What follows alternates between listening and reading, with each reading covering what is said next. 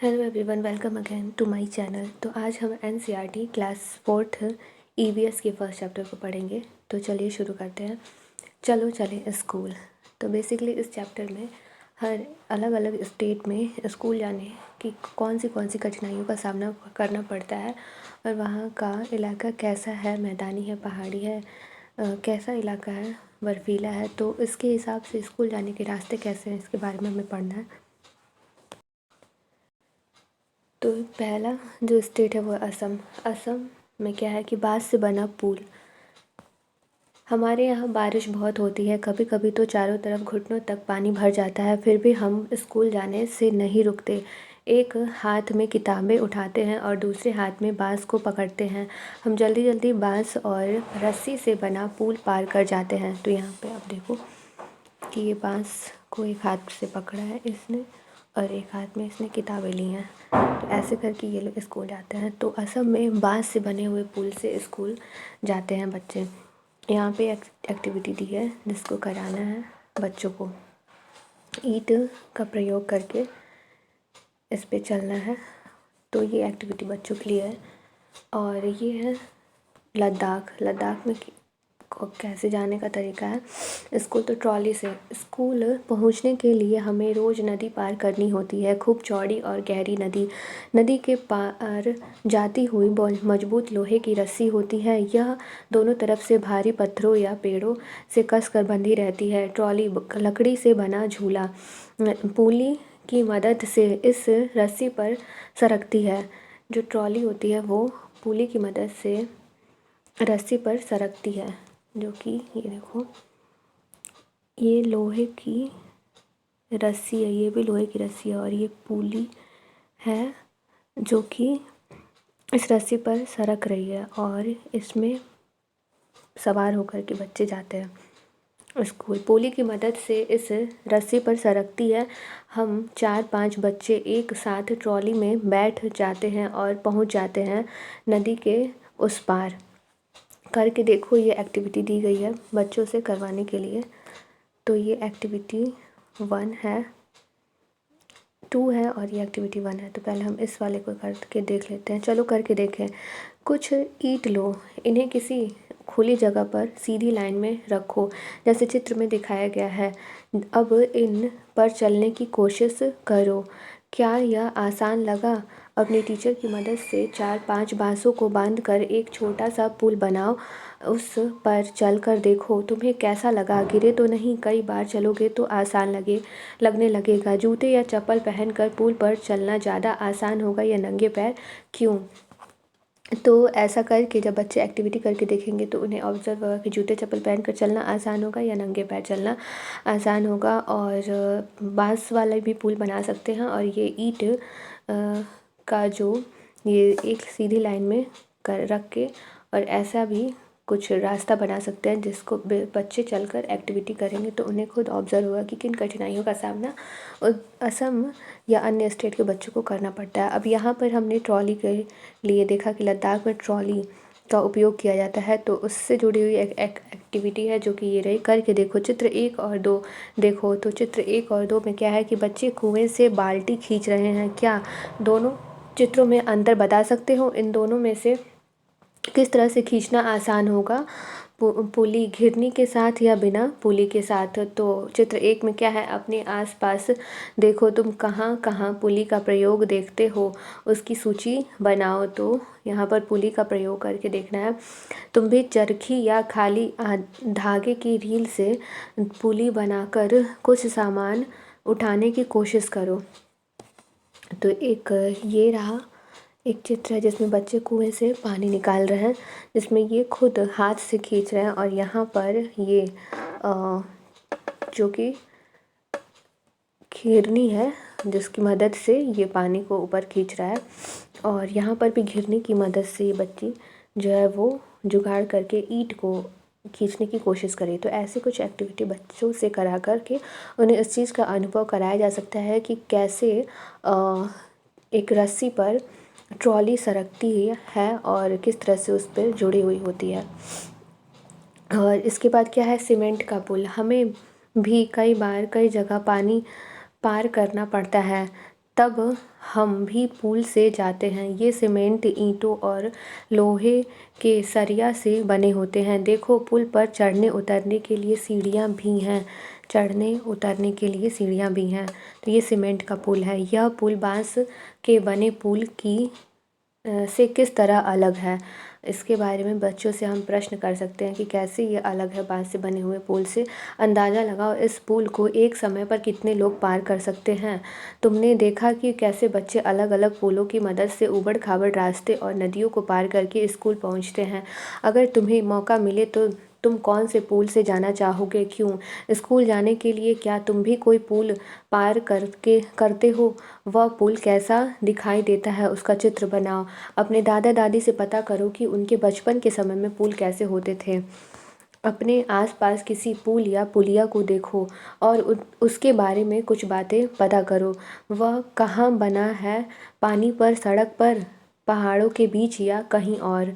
पुल को कौन कौन पार करता है? लोग ही जाते हैं या जानवर और गाड़ियाँ भी जाती हैं? क्या वह पुल पुराना सा लगता है या नया? पता करो कि वह पुल किन चीज़ों से बना है। उन चीज़ों की सूची बनाओ। उस पुल का चित्र कॉपी में बनाओ। पुल पर उतरी ट्रेन, गाड़ियाँ, जानवर और लोग दिखाना मत भूलना। सोचो, अगर वह पुल नहीं होता तो क्या क्या परेशानियाँ होती। कुछ अन्य तरीके देखें जिनसे बच्चे स्कूल जाते हैं। जैसे यहाँ पर केरल है। केरल में किस तरह से बच्चे स्कूल जाते हैं? वल्लम से। वल्लम क्या है कि केरल के कुछ भागों में बच्चे पानी को पार करने के लिए वल्लम यानी कि लकड़ी की बनी छोटी नाव में बैठकर स्कूल तक पहुँचते हैं। अब इसका कुछ प्रश्न है कि क्या तुमने किसी और तरह की नाव देखी है? पानी पार करने के और क्या तरीके हो सकते हैं? ये सब बच्चों से ही हमें प्रश्न करना है और बच्चों को बताना है और उनसे प्रश्न करना है और उस आधार पर उन्हें उनके उत्तर यहाँ पे लिखवाने होंगे। क्या तुम भी कभी ऊँट गाड़ी या तांगे पर बैठे हो? कहाँ खुद से चढ़े थे या किसी ने बिठाया था? अब ये देखो, ऊँट गाड़ी जो कि राजस्थान के बच्चों को स्कूल जाने के लिए किसका उपयोग करना पड़ता है? ऊँट गाड़ी। हम रेगिस्तान में रहते हैं। हमारे यहाँ दूर दूर तक रेत ही रेत नज़र आती है। दिन में तो रेत खूब तपती है। हम ऊँट गाड़ी में बैठकर स्कूल पहुँचते हैं। अब क्या है यहाँ पे, तुम्हें उस गाड़ी पर बैठकर कैसा लगा? अपना अनुभव कक्षा में बताओ। तो कैसा लगा इसका अनुभव कक्षा में बताओ अगर आपने कभी ऊँट गाड़ी पर सवारी की होगी तो। ऐसे बहुत सारे टूरिस्ट प्लेस होते हैं, वहाँ पर ऊँट राइड होती है तो बहुत सारे लोग करते हैं। तो ऐसा अगर कभी आप जाना तो आप ये एक्सपीरियंस ले सकते हो। अब यहाँ पे क्या है कि बैलगाड़ी, मैदानी इलाके का एक गांव। हम बैलगाड़ी पर बैठकर हरे भरे खेतों में से धीरे धीरे निकलते हुए स्कूल पहुँचते हैं। तेज़ धूप या बारिश हो तो हम अपनी छतरियाँ खोल लेते हैं। अब यहाँ पे मैदानी इलाके में क्या है कि बैलगाड़ी का उपयोग किया जाता है और बारिश या धूप होती है तो छतरियाँ खोली जाती हैं। अध्यापक के लिए क्या है कि जानवरों को गाड़ी खींचते समय कैसा महसूस होता होगा? जानवरों के प्रति संवेदनशीलता पर चर्चा करें। अब बच्चों से जानवरों के लिए उन्हें कैसा फील होता होगा, इस चीज़ पर उन्हें चर्चा करके उनके उत्तर जानने की कोशिश करें और उन्हें बताएं कि जानवरों को किस तरह से तकलीफ़ होती है और कैसे वे लेके जाते हैं इतनी सवारी को। क्या तुम्हारे यहाँ भी बैलगाड़ियाँ होती हैं? क्या इसमें छत होती है? उसके पहिए कैसे होते हैं? बैलगाड़ी का चित्र कॉपी में बनाओ। अब साइकिल की सवारी। हम लंबे रास्तों पर साइकिल चलाकर स्कूल जाते हैं। पहले तो स्कूल दूर होने के कारण कई लड़कियां स्कूल जा ही नहीं पाती थीं, पर अब 7-8 लड़कियों की टोली मुश्किल रास्तों को भी पार कर जाती है। तो कुछ लोग इस स्कूल साइकिल से भी जाते हैं। तुम्हारे स्कूल में कितने बच्चे साइकिल से आते हैं? क्या तुम्हें साइकिल चलानी आती है? यदि हाँ तो किससे सीखी है तुमने? अब ये देखो, जंगल से जाते बच्चे। स्कूल पहुंचने के लिए हमें घने जंगल से निकलना पड़ता है। कहीं कहीं जंगल इतना घना होता है कि दिन में भी रात जैसा लगता है। उस सन्नाटे में कई पक्षियों और जानवरों की आवाज़ें सुनाई देती हैं। क्या तुम कभी घने जंगल या ऐसी जगहों से गुजरे हो? कहाँ?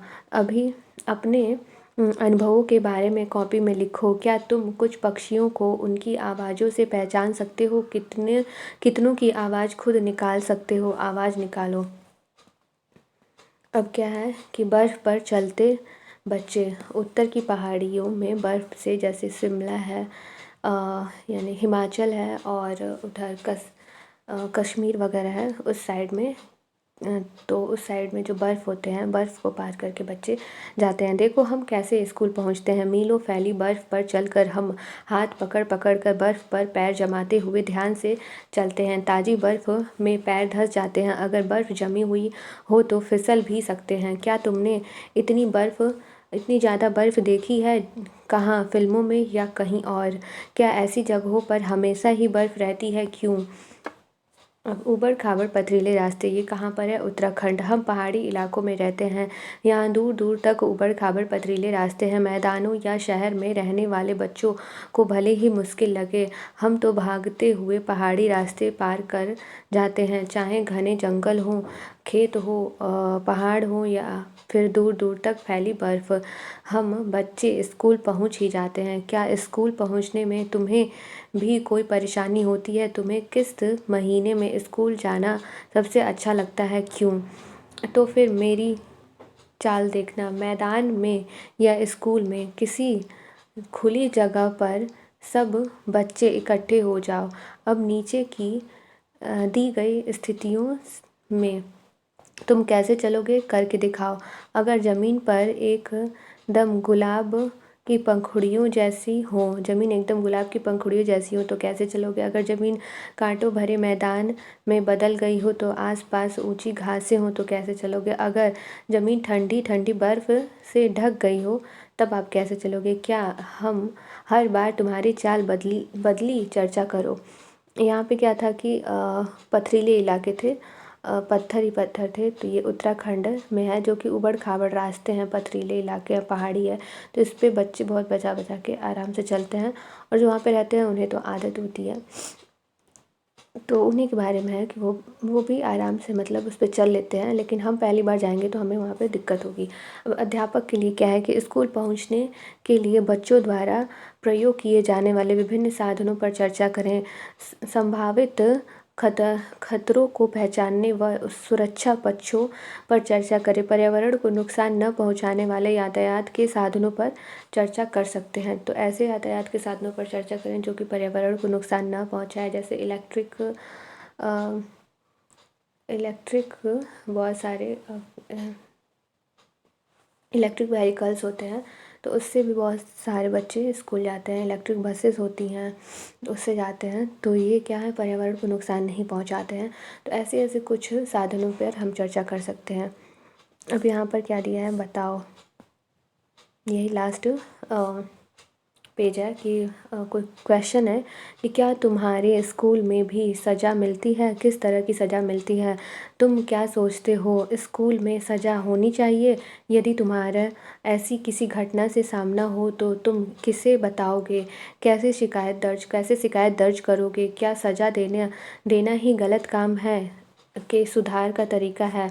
गलत काम के सुधार का तरीका है। स्कूल के लिए ऐसे नियम बनाओ जिनसे बिना सज़ा के स्कूल में सुधार हो। अपने सपनों के स्कूल का चित्र कॉपी में बनाओ और कक्षा में उस पर अपने साथियों से बातचीत करो कि आप कैसा स्कूल सोचते हो, कि आपका स्कूल कैसा होना चाहिए। इस चीज़ पर इसको चित्र में दर्शाओ और अपने साथियों से भी इस पर चर्चा करो। अब अध्यापक के लिए इसमें क्या दिया है कि पाठ में इस तरह का संदर्भ देने का उद्देश्य स्कूलों में सज़ा देने की प्रवृत्ति को रोकना है। कक्षा में इस मुद्दे पर संवेदनशीलता से बातचीत करें। बच्चों को आत्म अनुशासन के लिए प्रोत्साहित करें। तो बस इतना ही इस चैप्टर में था। एक बार हम रिवाइज़ कर लेते हैं। तो असम में हम किससे बच्चे स्कूल जाते हैं तो बाँस से बने हुए पुल से स्कूल जाते हैं असम में। उसके बाद क्या था लद्दाख में, तो ट्रॉली से जाते हैं लद्दाख में। फिर सीमेंट के भी पुल पाए जाते हैं, उस पे किस तरह से कितने लोग जा सकते हैं इसके बारे में चर्चा की गई थी।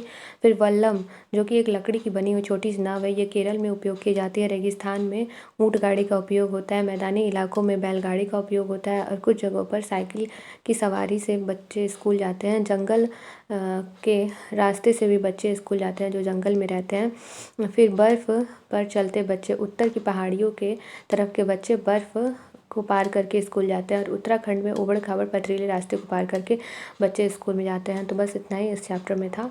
अगर आपको चैप्टर पसंद आया हो ये एक्सप्लेनेशन तो वीडियो को लाइक करो और अपने फ्रेंड के साथ शेयर कर सकते हो। और हमसे जुड़े रहना चाहते हो आप तो प्लीज़ चैनल को सब्सक्राइब कर दो। Thank you.